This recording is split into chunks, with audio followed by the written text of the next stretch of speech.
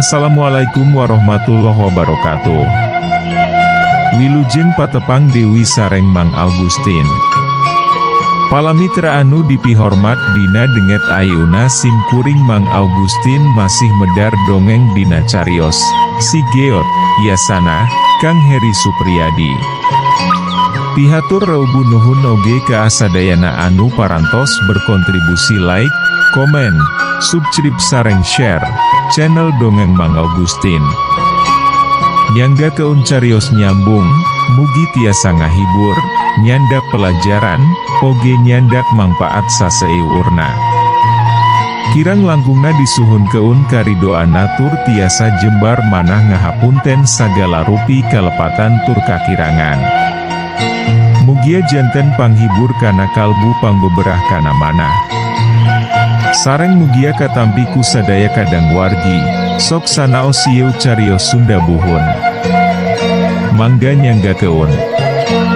Si Geot bagian ke-80.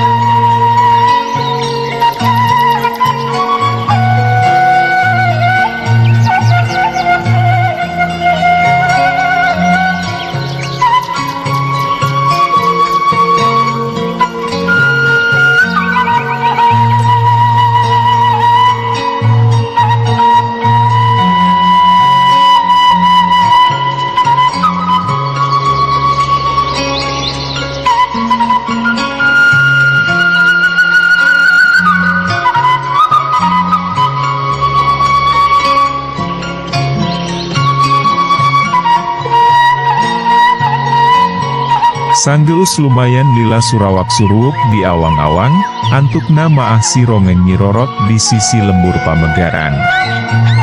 Anu rangtuna oge sanggeus gemet heula nitenan kaayaan, bisi aya jalma anu nangenan.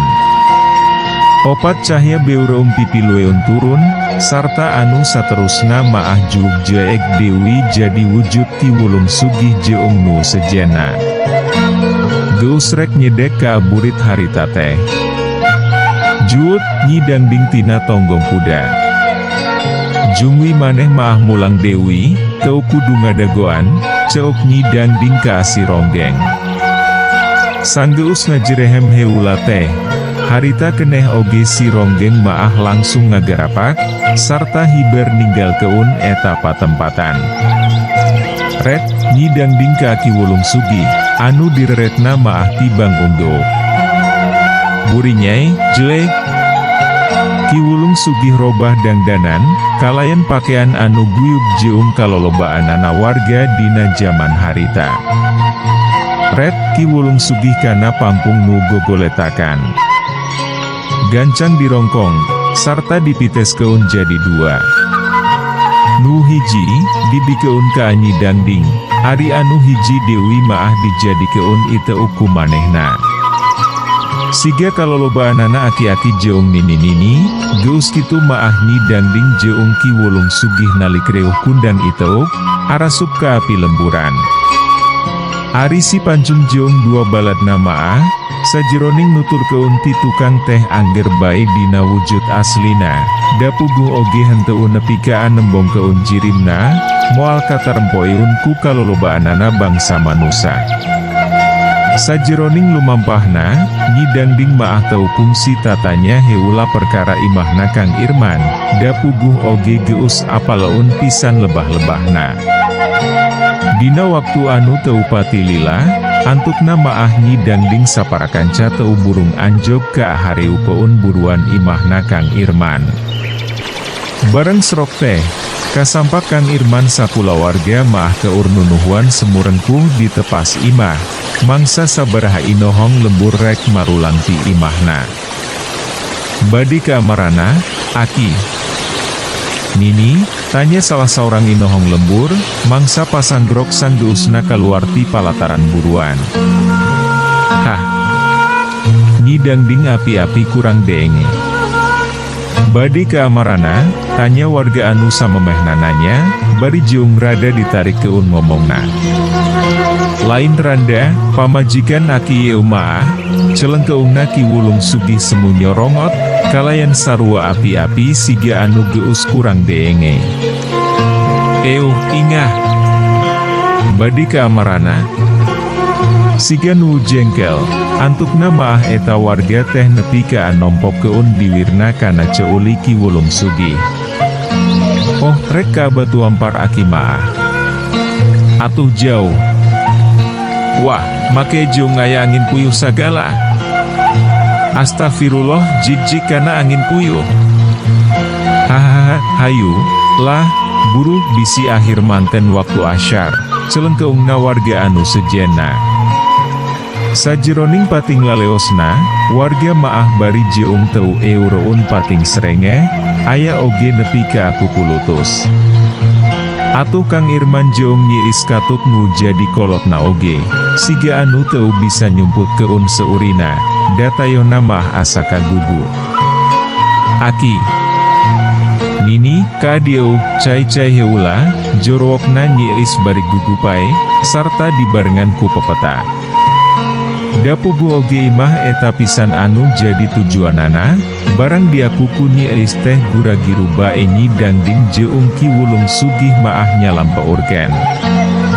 Kabeneran, Nyai, asa geus hanaang pisan yeu teh Nini maah, ceuk Nyi Dangding, sanepina ka ahareu peun tepas imah.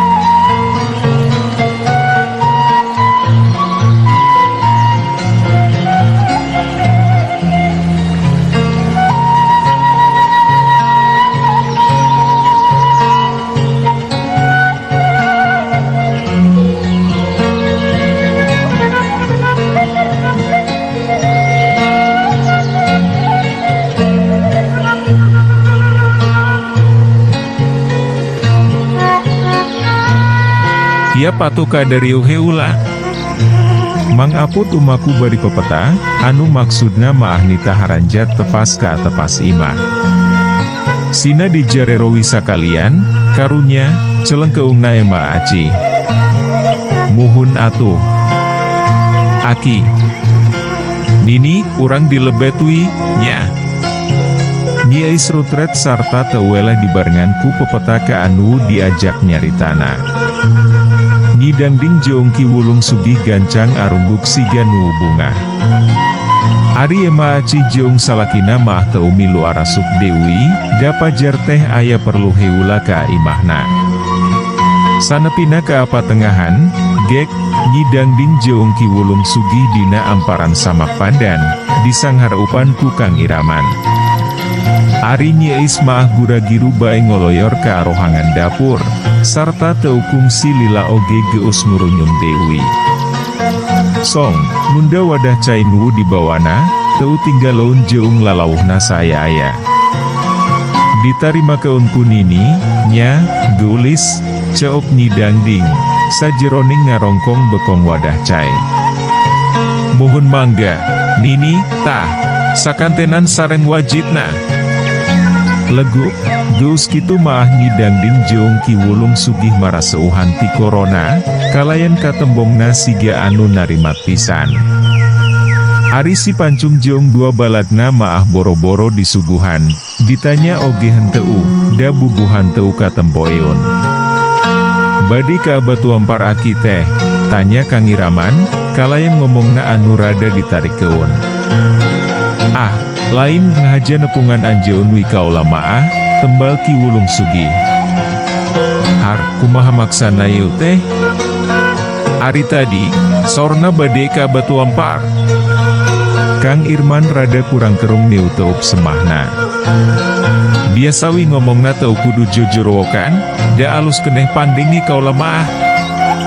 Ki Wulung sugih ngomong kitu teh, pikeun sakedapan maah nyi elis jeung Kang Irman tibang silih reret, sarta kurang kerung siga nu bingyung.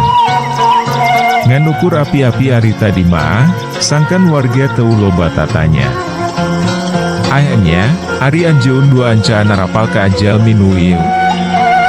Ki Wulung sugih rutret ka pribumi, sarta nunjuk nyi dangding make jempol katuhuna. Malah siga nu mingkin bingung ari nyi eris jeung Kang Irman maah mangsa Ki Wulung sugih nanya kitu teh. Komo sanggeusna nempo sikep eta aki-aki anu katembongna siga nu ajrih pisan ka adedegan nini-nini anu keur disangharupan ku dirina teh. Samemeh ngabejakeun saha jalmi yeun nu salresna, kuala teh hayang nepikeun heula pamaksudan anu utama, yen pangna kaula kaadatang ka adieu teh, taya lian seja mawa anjeun sakulawarga. Sabab, dina mangsa ayeuna maah kulawarga anjeun teh keur aya dina bahaya, nyatana bakal diarah ku pihakna Prabu Ruswana. Ki Wulung sugih rutret deui sajeroning ngomongna. Kedoning aki oge parantos uninga. Saha salresna atuh aki sareng nini teh? Teu-teup Kang Irman estuning kebek ku kapanasaran. Kaula minangka badegana yeu jalmi, anu geus mikanyaah, ngatik ngadidik sarta milu ngagedekeun anak aran jeun duaan. Maksudna, ieu teh Nyi Mas Nurmala? Nyi is nepi ka curingak sarta rutret ka anu duaan. Leres, salira teh Nyi Mas Nurmala, tanya Kang Irman siga anu hayang mastikeun.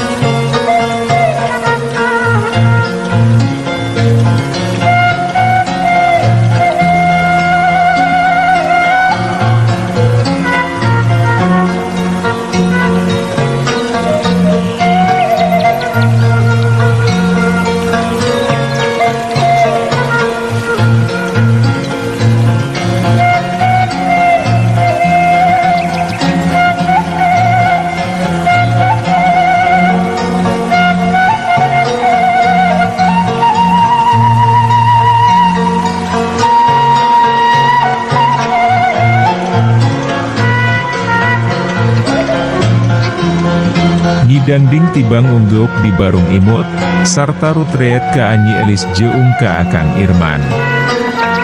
Masya Allah, hapunten pisan atuh abdi parantos culangung, Nyi Mas. Brek. Sanggeus nyaho saha sabenerna dedegan nini-nini anu keur disagari upanana maah, gura-giru bae Kang Irman sujud sarta acong-acongan nyembah Nyi Dangding. Nyi Elis oge gancang nurutan, kalayan sikepna nu ajrih pisan. Teu kudu kikituan kurang hade, da kaula oge sarua manusa, ceup Nyi Dangding. Hapunten.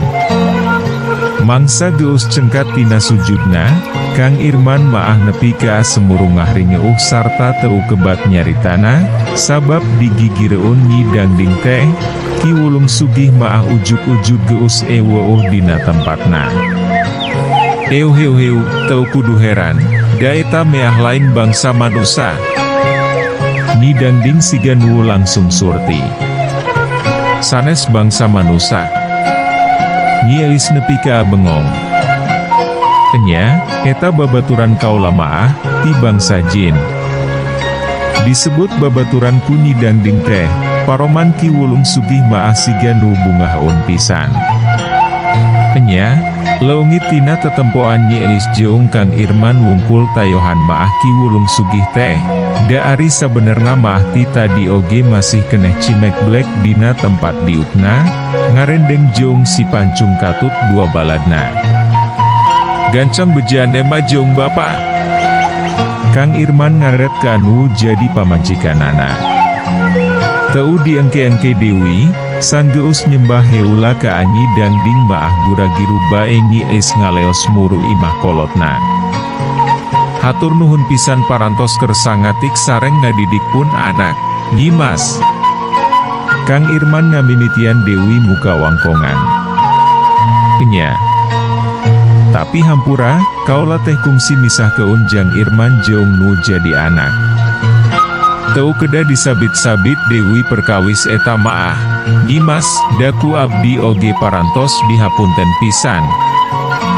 Syukur ari kitu maah. Tapi, teu kudu nyebut Nyi Mas, nyebut maawi, sangkan leuwih conggah karasana. Asa teu warantun abdi maah, Nyi Mas. Mangsa biwir Nyi Dangding geus rek ngapisan pikeun nyarita, kaburu kadenge patinggare belikna lengkah suku anu asalna ti tepas imah. Teu lila antarana, pating kurutak Mang Apud jeung Ma Aci, dituturkeun ku Nyi Elis ti pangtukangna. Ampun, Nyi Mas, sanes maksad culangung, nanging ari tadi maah abdi teh leres-leres teu terang saha salira nu salresna. Sanepina ka hareupeun Nyi Dangding teh, gancang bae Mang Apud maah sasadu, bari jeung teu sirikna ti sujud-sujud sarta acong-acongan nyembah. Sikep Mang Acih oge teu jauh beda ari geus nyahoeun saha sabenerna eta nini-nini anu samemehna api-api kurang denge teh. Geus, teu kudu ti kituan biasawi, ceuk Nyi Dangding, siga anu embungeun kaleulewihi di pihormatna. Ari Nyi Dangding geus ngomong kitu maah, Mang Apud Katut Ma Acih oge, kakarek waniun diuk.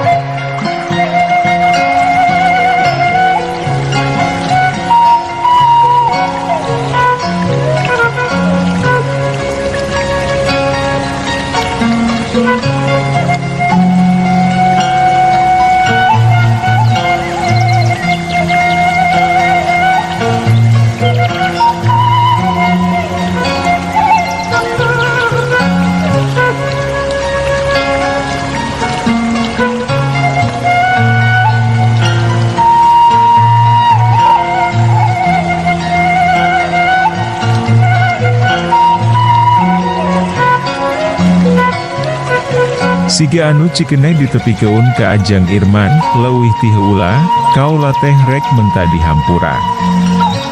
Sabab, dina mangsa anu geus ka tukang-tukang, kaula teh kungsi misahkeun aran jeun si Geot. Sajeroning ngomong kituna teh, paroman Nyi Dangding maah siga anu loba karumasa. Teu beda jeung jawaban Kang Irman, Mang Apud jeung Ema acih katut nyiis oge ari kana perkara eta maah estuning bersih jalan gede sasapuan, taya gantar kakaitan. Perungweh geus kitu maah pangeusi eta imah ngawarangkong aruplek pisan. Mangsa nyidangding nepikeun pamaksudan dirina anu boga niat rek ngaman keun kulawargana Kang Irman, enya, maksudna maah rek dibawa ka panganjrekanana, ari jawaban kulawargana Kang Irman mah lain teu hayang pajar teh, ngan embung ari kudu ngorban keun urang lembur maah, sabab geus bisa ngira-ngira kana sagala pibalukareunana. Bisa gigireun aya kareueus ku sikep kulawargana Kang Irman anu leuwih milih narima sagala balukarna tibatan kudu ngorban keun urang lembur anu teu tuah teu dosa, antukna maah ngidangding oge siga anu bingung ku pipetaun. Dupi ayeuna, anak teh nuju aya di mana kinten-kintenna. Ema, tanya Nyi Eis. Jadi ngamakeun ayeuna maah ka anyi dangding teh, da bubuhan kitu pamentana. Teuing, dari sabenerna maah Ema oge ngarasa helok ku si Giot teh. Sabab tingkatan elmuna ujuk-ujuk geus jauh aya di saluruun Ema, nepi ka teu bisa dipeleng-peleng acan di mana ayana. Samalah, perkara ilmu ngubaran oge, eta teh henteu diajar keun ku Ema, da memang lain widangna. Ari kapungkur, geuningan tiasa ngalandongan abdi, Nyimas. Muhun maksad teh, waktos abdi ampir owahku teu ayana si Giot tea, ceuk Ema aci. Beda urusanana ari eta maah da lain mangrupa panyakit. Jomna Dewi, ubarna oge lain meunang ngaracik kaula, tapi hasil racikan tabib kerajaan dina mangsa baheula. Sok sanajan geus bisa ngira-ngira, yen elmu ngubaran anu dicangking ku si Giot teh ari sumberna maah geus pasti Tiki Surya anu dina mangsa baheula salaku tabib andelanana, tapi ari ka kulawargana Kang Irman maah ngidangding oge teu kungsi ngidalkeun pamanggihna. Mangsa nyidangding jeung kulawargana Kang Irman keur aruplek ngawangkong keun perkara si Giot, ari anu keur jadi bahan wangkonganana maah dina mangsa harita teh keur lumampah nyorang jalan anu kawilang lega. Teu lila antarana, bras ka alun-alun Purajaya. Rek nedunan janjina teh asigana maah si Giot teh, nyatana seja nepungan Prabu Purwita. Paniutup opat prajurit anu harita keur jaraga di panto gerbang, kabeh oge teu leupas nyerang keun dedegan jajaka anu pangawakanana lintuh bayuhyo, sarta mingkin lila mingkin ngadeu keutan ka tempat jagana. Saitu, sigarek ka adeu, geuningan, nya. Salah saurang ti opat prajurit rutret ka pada baturna. Teuing, teu wau. Taya nu ngomong Dewi, geus kitu maah nu opatan tibang museur keun paniu teupna ka alun-alun anu ngampar di hariu keun eta karaton.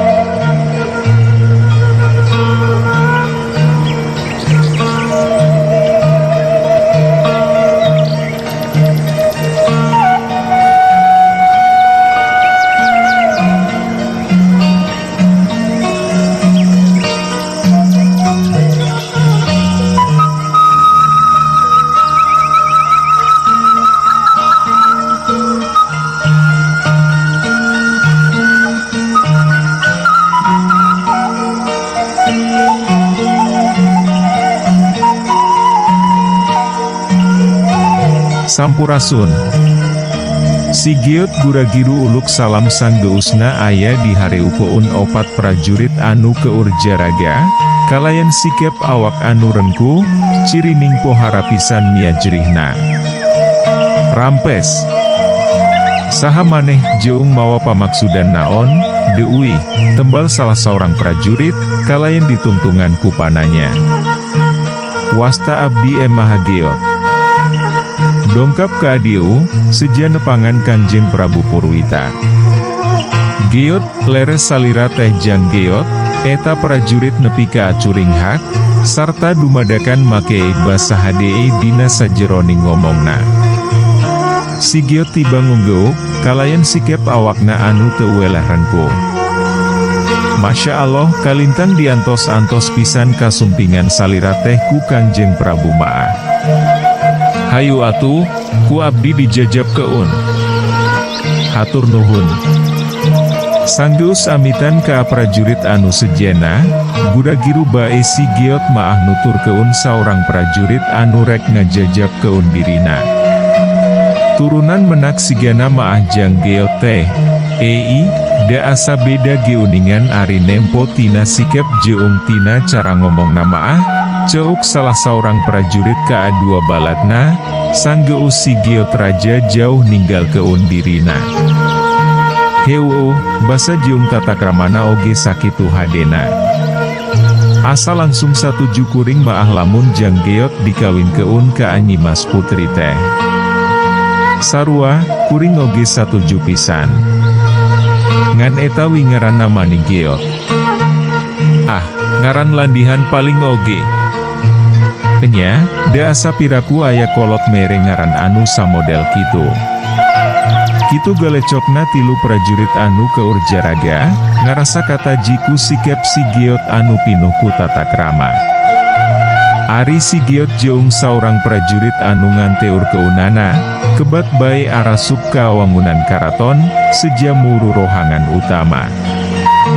Mawa saha, jeung naon anu jadi pamaksudanana, tanya salah seorang prajurit anu keur ngajaga panto rohangan utama, mangsa prajurit anu ngajajab keun si Geot geus nepi ka hareupeunana. Jang Geot teh ayeuna teh bade nepangan Kanjeng Prabu, tembal eta prajurit semu hari weus-weus. Masya Allah leres ieu teh. Eta prajurit nepi ka acuring hak, sarta siga anu hayang masti keun langsung ka ajinisna. Si Geot tiba ngunggeuk bari imut. Kelatu, antosan sakedap, nya.